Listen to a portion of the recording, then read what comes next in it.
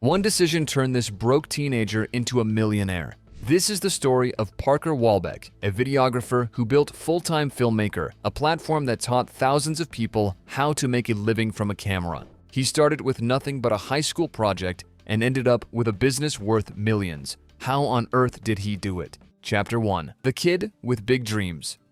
Parker Walbeck grew up in a crowded house in Utah. 12 kids lived there, 4 were his biological siblings, and 8 were adopted. His father, a businessman with Japanese heritage, ran a tight ship. He taught Parker that effort matters more than luck. As a teenager, Parker pictured himself on a basketball court, playing in front of thousands, aiming for the NBA. Reality hit hard in high school. He wasn't tall enough, fast enough, or skilled enough to go pro. Instead, he turned to leadership. His classmates elected him student body officer, impressed by his ability to inspire. Then came a small moment with big consequences. For his senior year, he volunteered to film the end-of-year video. He borrowed a cheap camera, spent late nights editing, and showed it to the school. The applause felt electric. At 19, he left for a 2-year church mission in Uruguay. What could a trip like that teach him about the future? Chapter 2. Mission and Purpose.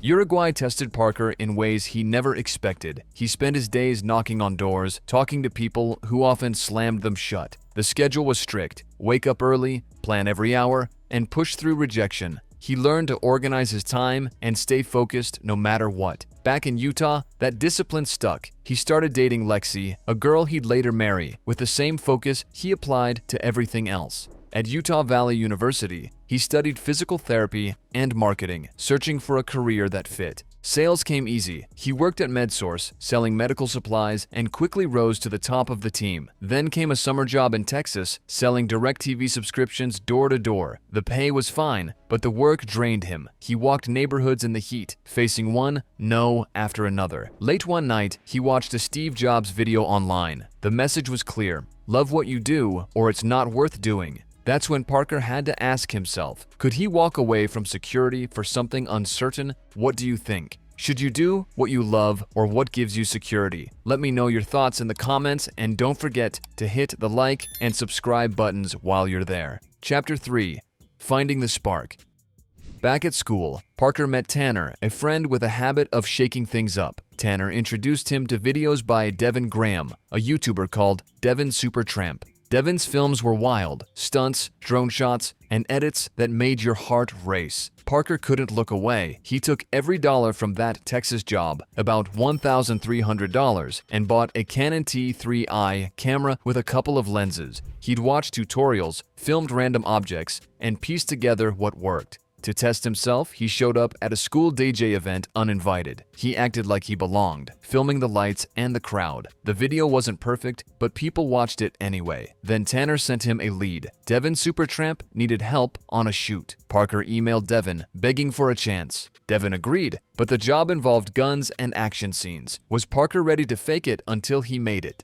Chapter 4. Mentorship and Growth. Parker arrived at Devin's crew with no clue how to handle the gear for an action shoot. He offered to work without pay just to prove he could keep up. Devin gave him a shot. Soon Parker was hired full-time. He left college behind and followed Devin around the world. They filmed in Hawaii, rigging cameras to zip lines. They worked in Europe, capturing jumps off cliffs. Devin showed him how to frame a shot perfectly, edit under pressure, and think beyond the lens. 3 years passed like that. Parker's skills grew sharp, but his ambition grew faster. He started feeling boxed in, working on someone else's dream instead of his own. Nights became restless. He scribbled plans for something bigger, something his. In 2016, he told Devin he was done and walked away from Team Supertramp. Could he survive out there alone? Chapter 5. Building the Platform. Freelancing paid the bills, barely. Parker took small gigs, filming weddings and promos, but the money ran thin. Then Chris Newman, a friend, threw out an idea. He told Parker to make a course to teach what he knew. Parker posted a question on Instagram to his few thousand followers. What do you want to learn about video? 200 replies poured in, asking about cameras, editing, and getting clients. With $500 left in his account, he locked himself in a room for months. He built Full-Time Filmmaker, a course covering everything from cheap gear hacks to pro-level tricks. In 2017, he ran a webinar to sell it. His voice shook as he pitched live. 7 days later, he'd made $90,000. The course laid out simple steps: Pick a camera, shoot steady, cut clean. Students loved it, but Parker couldn't let go of freelancing. He kept taking side jobs, unsure if this course could carry him. Would he ever bet it all on his own idea? Chapter 6. Pivoting to Education. Parker started uploading free videos to YouTube. One stood out. He compared an iPhone 7 to a $50,000 Red Weapon camera, showing how to get pro results cheap. The video exploded, pulling in hundreds of thousands of views. His channel crossed 1 million subscribers, then kept climbing, now over 2 million in 2025. People wanted more than tips. They wanted him on screen breaking it down. He teamed up with ad experts to run Facebook campaigns and webinars. Leads turned into sales fast. By 2019, Full-Time Filmmaker brought in $1.9 million a year. He'd smashed his old goal of $150,000 and built a community of creators learning from his playbook. The money felt good, but the hours piled up. He worked late, planned constantly, and pushed harder. How much could he handle before it all tipped over?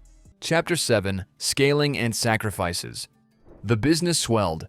Parker brought in Jake and Landon, training them to teach their own courses under his brand. Revenue hit nearly $4 million by 2021. He tracked every detail, sales numbers, video stats, student progress, and adjusted on the fly, but the cost showed at home. He and Lexi had 3 kids, Kira, Lila, and Lincoln. He missed dinners, bedtime stories, entire weekends. The stress crept in, heavy and constant. He'd started this to live better, not to lose himself. One night, Lexi asked him a question he couldn't shake.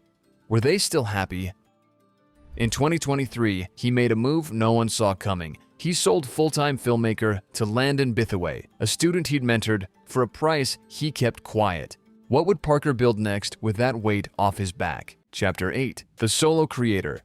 Parker didn't stop creating, he just changed direction slightly. He still films videos and teaches people what he knows. But there's not that pressure anymore. No team to manage, just a camera and a vision. Mornings go to his kids, afternoons go to shooting, evenings go to giving back. Charity work, community talks. He runs it all on a schedule, that old mission habit still alive. Reflecting now, he points to 3 keys. Mentors who push you forward, time carved out smartly, and work that matches what you believe. He's not chasing millions anymore. He's chasing balance. Did he find the secret to having it all without losing himself? What do you think about Parker's story? Let me know your thoughts in the comments. And if you found this interesting, don't forget to like and subscribe for more videos like this.